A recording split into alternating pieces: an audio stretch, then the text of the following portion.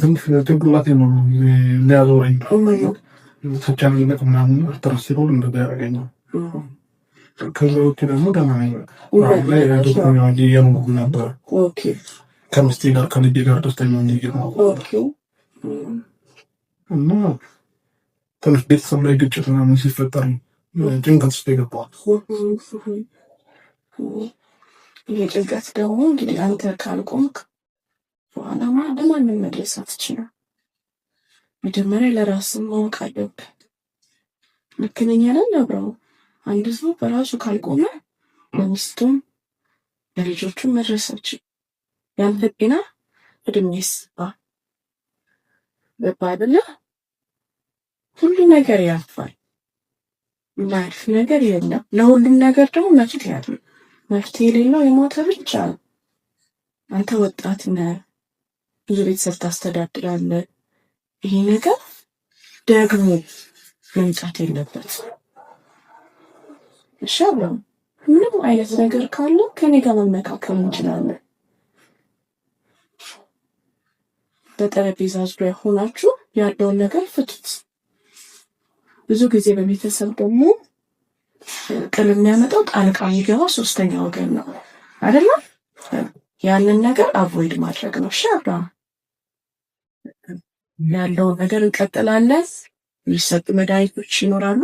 በየጊዜው እየመጣ እየተከታተልክ የሚደረገው እናደርጋለን ማለት ነው።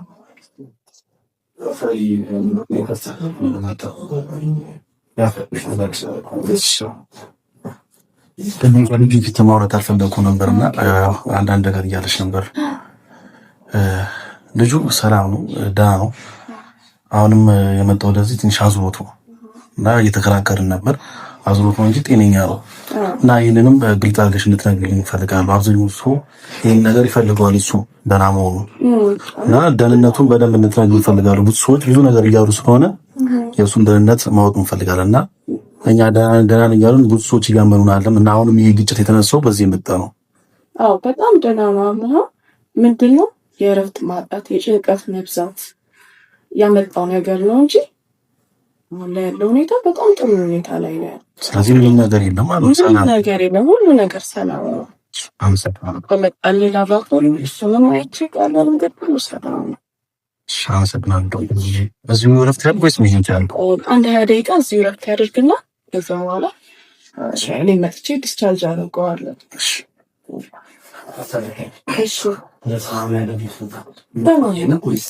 እግዚአብሔር ይመስገን ጥሩ ሁኔታ ነው የሚሆነው።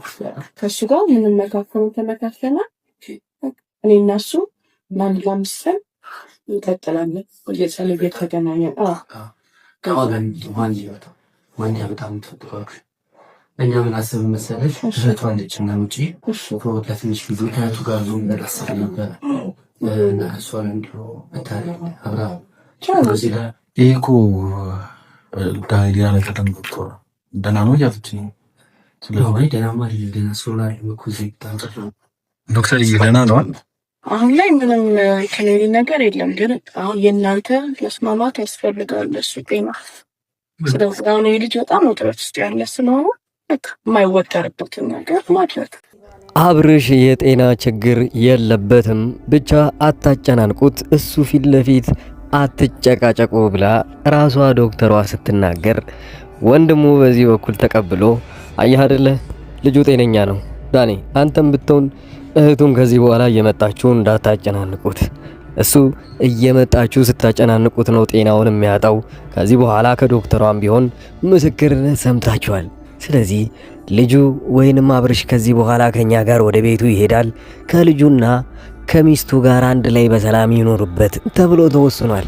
ምን ትላላችሁ እዚህ ጉዳይ ላይ? እስቲ የየራሳችሁን ሐሳብ ቁጭ አድርጉልን። ነገር ግን ከዶክተሩ ጋር ራሱ አብርሽ የነበረውን ንግግር ቃል በቃል እንዘርዝረው። የመጀመሪያው እንግዲህ እሷ የጠየቀችው እውነቱን ለኔ ልክ እንደ ዶክተር ሳይሆን ልክ እንደ ጓደኛ ሆነ በደንብ እንድታማክረኝ እፈልጋለሁ። ምንህን ነው የሚያምህ? አብርሽ በሰዓቱ ዝቅ ብሎ ሲመልስ የነበረው በቃ ጭንቅላቴ ይጨናነቃል፣ ምን እንደሆንኩ አላቅም፣ በዚህ ሁኔታ ላይ ትንሽ ግርግር ውስጥ የሚፈጠር ከሆነ እንደዚሁ ራሴን እስታለሁኝ ይላል። ነገር ግን ይህንን ሁሉ ሲነግራት ከዚህ በፊት እንደሌለበትና ቅርብ ጊዜ ይሄ እንደመጣበትም ጭምር ሲናገር ሰምታችሁታል። ዳኒ ግን በዚህ ሁኔታ ላይ እሱ መሃል ገብቶ አየው ዶክተርዬ ሌላ ችግር ነው ያለበት፣ እሱ ሆዱንም ቢሆን ሙሉ ምርመራ እንድታደርግለት እፈልጋለሁኝ ቢላትም ግን ሌላውን ነገር እንዳለ ጤነኛ ነው ልጁ እና ከራሳችሁ ጋር ቤተሰቦቻችሁ ተማክራችሁ የልጁን ጤንነት መልሱለት። ከዚህ በኋላ በዚህ ጉዳይ ላይ እንደዚህ የሚመጣበት ከሆነ ልጁ ሌላች በሽታዎች ሊመጡበት ይችላሉ ብላ ዶክተሩ ትነግሯለች። ዳኒና የአብርሽ እህት እንግዲህ በዚህ ሁኔታ ላይ እየተሸነፉ ይመስለናል። ከዚህ በኋላ ልጁን እየተጨቃጨቁም ቢሆን ወደ ራሳቸው በግድ ማምጣት እንደማይችሉ እና ዳኒም ቢሆን ምንም የማያገባው ነገር ውስጥ ከዚህ በኋላ መግባት እንደሌለበት። ሌላው የሄርሜላን ጉዳይ እናንሳ። ሄርሜላ እንግዲህ ከጨዋታው ከወጣች ብዙ ጊዜ ሆኗታል።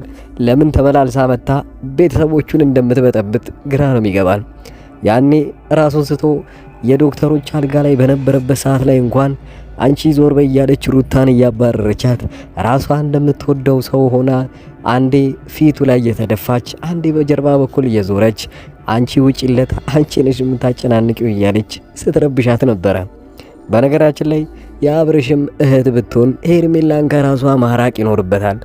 አሊያም ግን የነሩታና የወንድሙም ጠላትነት በዚሁ የሚቀጥል ይሆናል ማለት ነው። አብዛኞቹ የዩቲዩብ ተመልካቾች አብርሽ እንደዚህም ለመሆኑ ተጠያቂ ሊያደርጓቸው የሚችሉት ብዙ ሰዎች አሉ።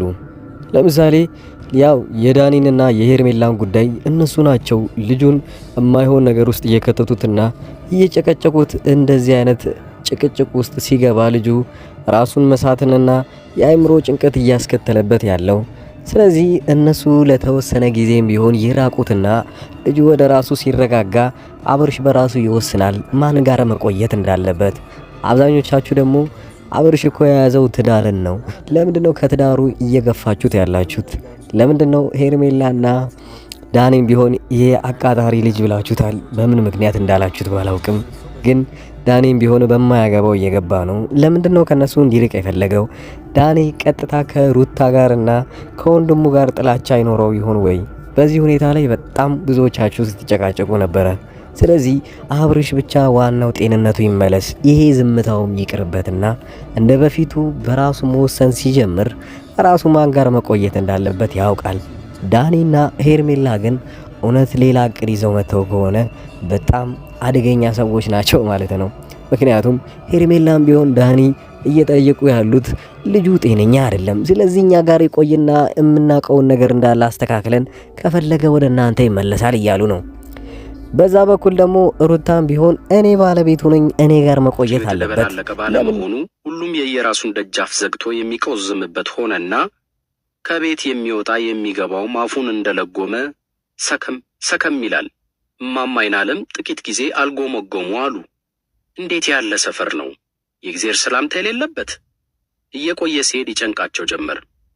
ቢቸግራቸው በየቤቱ እየዞሩ እረ የእግዚአብሔር ምሳና ራት፣ እረ ተው እንደምን አደራችሁ እንባባል ይሉ ጀመር። ነገሮች አልተለወጡም። ምናችሁ ይጎዳል እንደምን ዋላችሁ ብትሉ ምንም። ዘበት ሲቆይ ስብዕና መሆኑ እየተረጋገጠ ሄደ። ልምድ ይመስል የነበረው ሰላምታ መለዋወጥ ሲታጣ የጤና መቃወስና የህይወት መጥፋት ምክንያት ሆነ። ነባር ሰፈር የነባር ነዋሪዎች ማንነት ነው ማለት ይቻላል። በየትኛው ዘበት የትኛውን ስብዕና እንደተከለ ልብ ሳይባል ይቆይና ሲፈርስ ማንነትም አብሮ ይነኩታል። መንግስት እንደ ዶሮ ጭሮ መበተኑን እንጂ ማን ምን ላይ እንደሚወድቅ መለስ ብሎ አያይም። ቢያይም በነባር መንደሮች ያለውን የነባር ነዋሪዎች ድምፅ አስተባብሮ የማመስ ስጋት እንጂ ሌላ አያሰላም። በመሆኑም በምን እንኖራለን ከሚለው ጥያቄ ይልቅ ስለምን እንኖራለን ከፍተኛ ስጋት ሆኗል። ከቤት ስወጣ ቅኝቱ ሐዘን የሆነ የአየር ሁኔታ የተቀበለኝ በውስጤ የእማማ አይናለምን ዕጣ ፈንታ እያመናተልኩ ነበር። ስሜቱም በዚያ ሳቢያ ነው።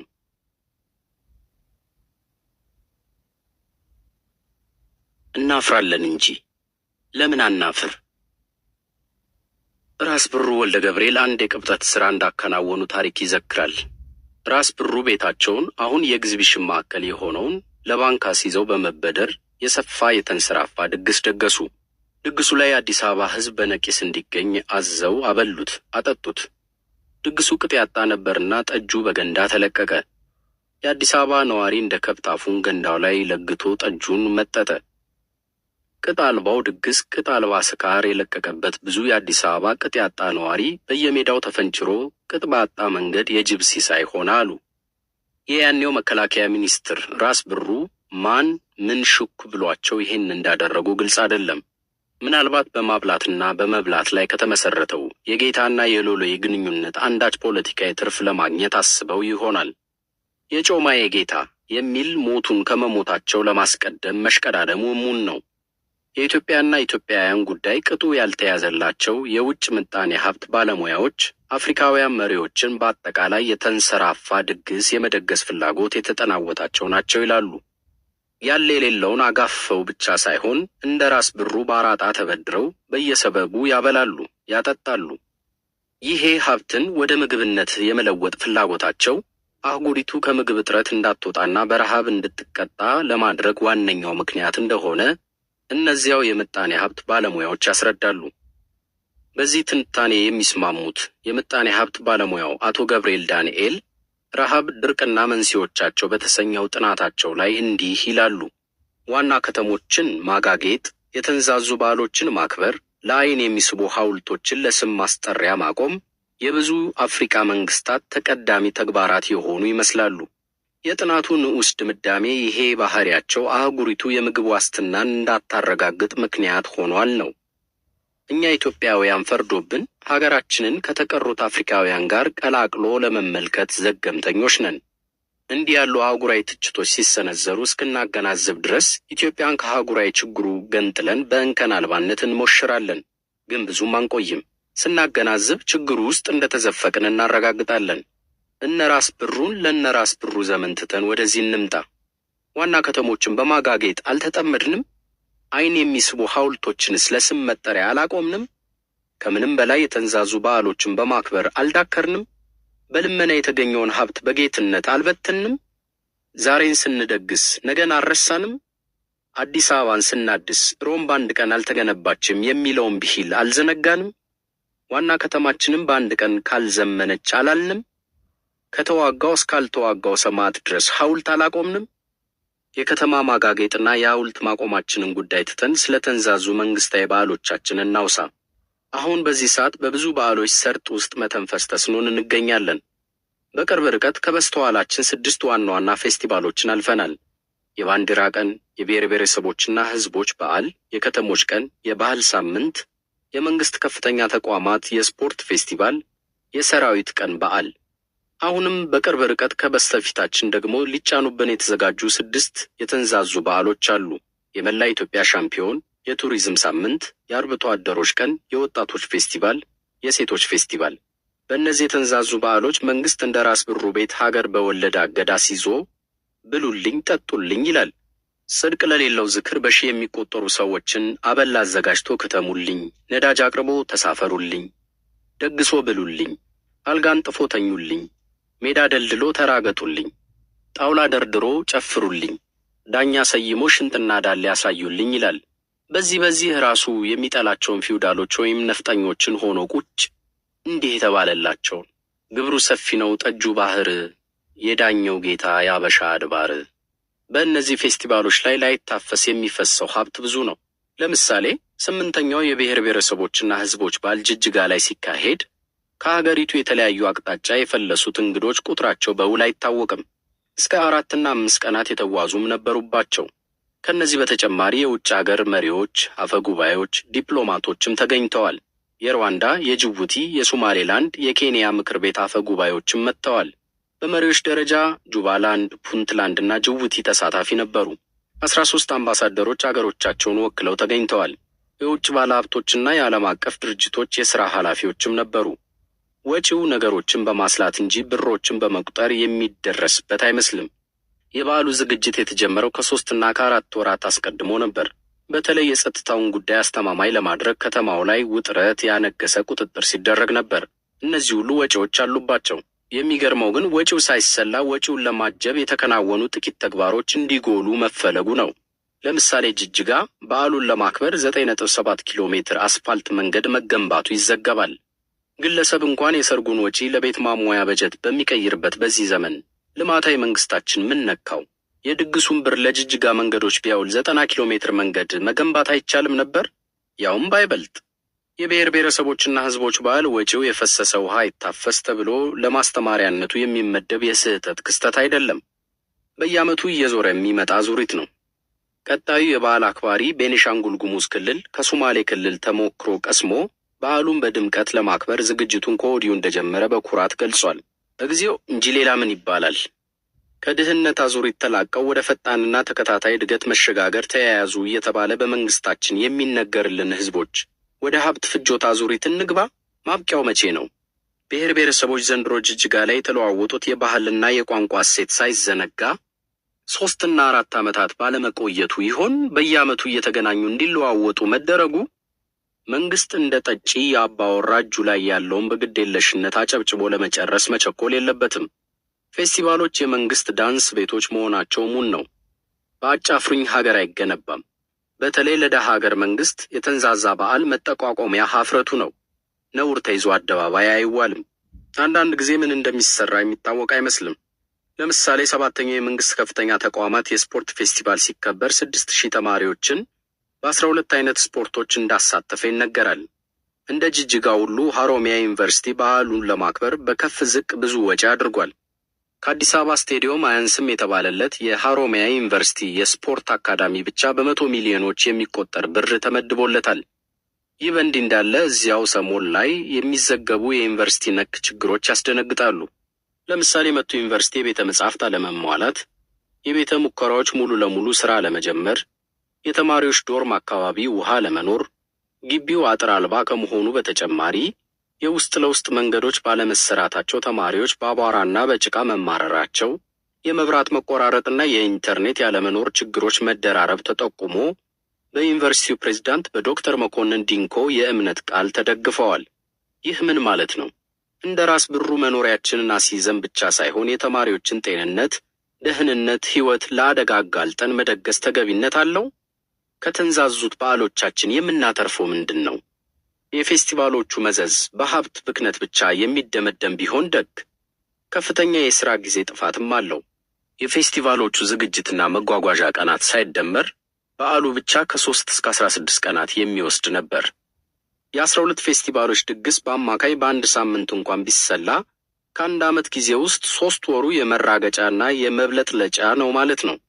በአጭር ጊዜ ውስጥ መካከለኛ ገቢ ካላቸው አገሮች ተርታ የመሰለፍ ራዕይ ላላት አገር ከተፈጥሮ አደጋ በላይ ውድመት የሚያስከትል መንግስት ሰራሽ ጥፋት አይሆንም? ስኮትላንዳዊ ተጓዥ ጄምስ ብሩስ እንዲህ ሲል የተቸው ይህን መሰሉን መንግስታዊ ለውድቀት መደገሶችን ሳይሆን ይቀራል። ትላልቅ ጉንዳኖች፣ የአይጥ መንጋ ብዙ እህል ፈጀ። ከዚህ ሁሉ መቅሰፍት የባሰው ግን መጥፎ መንግስትና አስተዳደር ነው። መጥፎ መንግስት ህዝቡ ከተፈጥሮ ከተመክሮ ያገኘውን ንብረቱን ማንነቱን ከመቅጽበት ያወድምበታል። ትራቨልስ ቱ ዲስከቨር ዘ ሶርስ ኦፍ ናይል። ከዚያ ሁሉ ጊዜ በኋላ የብሩስ ትችት ላይ መገኘት ቢያንስ አያሳፍርም? ያሳፍራል እንጂ ለምን አናፍር?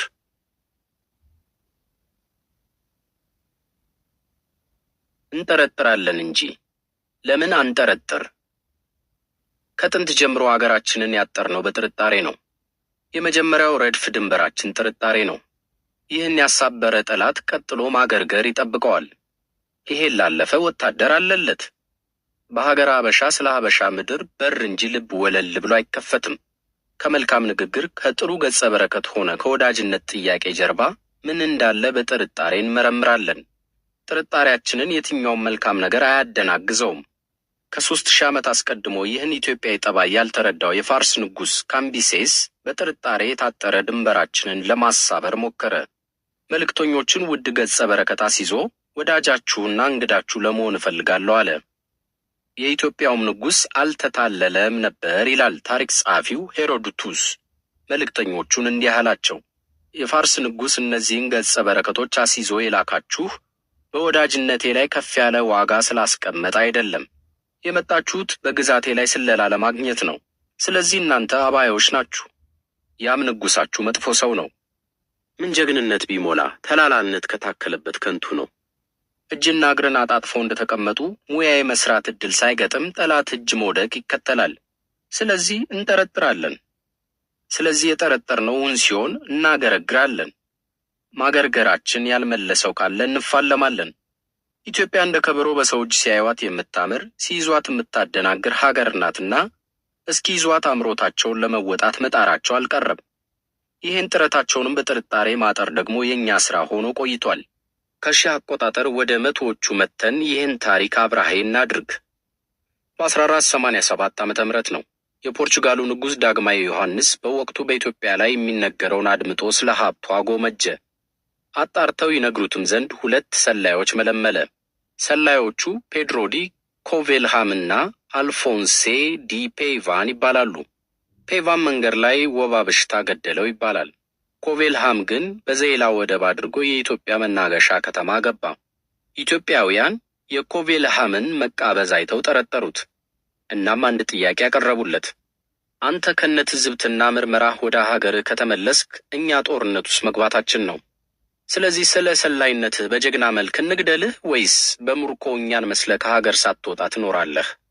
ኮቬልሃም ኢትዮጵያንን መስዬ እዚሁ ልኑር ስላለ መሬትና ሚስት ተሰጠው። ኢትዮጵያዊ ወግና ስርዓት አጠና። አንዳንድ ታሪክ ጸሐፊዎች ስልጣንን ማገኘ ይሉታል። ብቻ ኮቬልሃም ጥርጣሬ ባስከተለው ምርኮ ኢትዮጵያዊ ሆኖ ኢትዮጵያ ውስጥ ኑሮ ኢትዮጵያ ውስጥ ከነስለላ ሚስጥሩ ሞተ። ምርኮ ካጎናጸፈው ኢትዮጵያዊ ክብር ጋር ፍታቱ በግዕዝ ተከናውኖ ግባ መሬት ተባለ። ያኔ ባንጠረጥር እንመነጠር ነበር። ያኔ ብንመነጠር ደግሞ አሁን ያለን ብዙ ኢትዮጵያውያን የዘር ግንዳችን ከስሩ ስለሚቆረጥ ምናልባትም በሕይወት የመገኘቱ ዕድል አይገጥመንም ነበር። መጠርጠር ደጉ። ጥሩ ነገር ሲቀርብልን ጥርጣሬያችን እንዳይታጠፍ በተረት እንደግፈዋለን። ጠርጥር ከገንፎ አለ ስንጥር እያልን ጠላት የገንፎ ገጸ በረከት ሲያቀርብ በስንጥር መኖር እንጠረጥረዋለን። ገንፎውን እንደ ዓሣ በብልሃት ብንበላም ጥርጣሬያችን አይከስምም። የገንፎውን ጓሮ እንሰልላለን። ጓሮ ምን ቢታጣ እንኳን የሚያመጣውን እንጠብቃለን። ጥርጣሬ ጥርጣሬ ጥርጣሬ ጥርጣሬ ጋሻችን ነው። አትጠርጥሩኝ ማለት ለእኛ ጋሻችሁን ጣሉና ልዋጋችሁ እንደማለት ነው። አለመጠርጠር የሚሻውን ሰው አብዝተን እንጠረጥራለን።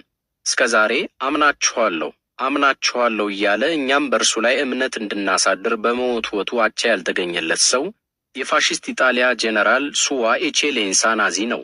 ልቡ ግን ጠርጣሪነታችንን ሳይገነዘበው አላለፈም።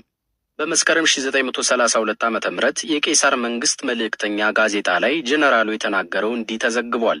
ታማኝነታችሁንና ቅን አገልጋይነታችሁን አቋርጣችሁብኝ አታውቁም። አሁንም እስካሁን ድረስ በቅንነትና በመታመን መንግስትን እንዳገለገላችሁና ደስ እንዳሰኛችሁ ወደፊትም እንደዚሁ በመልካም ፍቃድና በልበ ቅንነት በታማኝነት ስራችሁን እየሰራችሁ መንግስትን ስታገለግሉ ከመንግስት ቸርነትና ከእናንተ ቅን አገልግሎት መካከል የሚገኘው የሥራው ፍሬ ዘወትር እየተሻሻለና እየበለጠ ይሄዳል። ጀነራሉ በዚህ ቁራጭ ንግግር ስንት ጊዜ ታማኝነትንና ቅንነትን ጠቀሰ። ማን እንዲያምነው? የሚገርመው ነገር የጀነራሉን መልእክት ይዞ በወጣው በዚህ ጋዜጣ አናት ላይ አንድ ነባር የቁም ጽሑፍ በብዕር ሰፍሮ አገኘው። የቀጣፊ ንግግር ይላል። ጀነራሉ ከራሱ ቀጥተኛ ንግግር ባሻገር በዘመኑ የነበሩትን ባንዳ መኳንንት ሹማምንትና ጳጳሳት ሳይቀር ስለ ታማኝነት እንዲናገሩለት ግድ ይላቸው ነበር። ባንዳው ልዑል ራስ ኃይሉ ስለ ኢትዮጵያ ሕዝብ ወክለው ጀነራሉን የሚያስደስት ዲስኩር ሲያደርጉ እንዲህ እንዳሉ ተዘግቦ ነበር። ከዚህ ያለው ማለትም የኢትዮጵያ ሕዝብ ዛሬ በድል አድራጊነቱ ደስ ብሎ ትዕዛዞን ለመቀበል የተሰለፈ ወደፊትም በደሙ ውለታውን ለመመለስ የተዘጋጀ ታማኝ ነው። ጀነራሉ የኢትዮጵያን ሕዝብ ጠርጣሪነት ያውቀዋልና የልዑሉን ቃል አምኖ ለአንድ ቀንም እንቅልፍ እንደማይወስደው የተረጋገጠ ነው። እረ ልዑል ራስ ኃይሉም ቢሆኑ በዚህ ጠርጣሪ ሕዝብ እታመናለሁ ብለው አያምኑም። ይህ ገርጋሪ ሕዝብ እሳቸውን ቀርቶ የያኔውን የኢትዮጵያ ሊቀ ጳጳሳት ርዕሰ ብፁዓን አቡነ ዮሐንስንም ብዙ ሲናገሩ አላመነም። ፋሽስት ተሸንፎ ሊወጣ 3 ወር ብቻ ሲቀረው የአስተርዮ ማርያም በዓል ላይ አቡኑ እንዲህ አሉ። ቀዳሚያ ለጥበብ ፈሪሃ እግዚአብሔር። የጥበብ ሁሉ መጀመሪያ እግዚአብሔርን መፍራት ነው። እግዚአብሔርን የሚፈራ ሕግን ይፈራል፣ ሰውን ያከብራል። በዚህ ምክንያት እሱም የተፈራና የተከበረ ይሆናል።